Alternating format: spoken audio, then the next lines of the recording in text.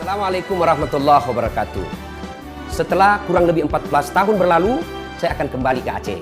Kali ini bukan sebagai relawan, kali ini bukan sebagai volunteer, tapi kali ini saya diundang untuk hadir memberikan tausiah dalam acara Tablik Akbar memperingati Tahun Baru Hijriah bertepatan dengan tanggal 31 Agustus 2019 atau tanggal 1 Muharram 1441. Bermula dari sholat Isya berjamaah hingga selesai. Tentu di masjid kebanggaan orang-orang Aceh, yaitu Masjid Baitur Rahman.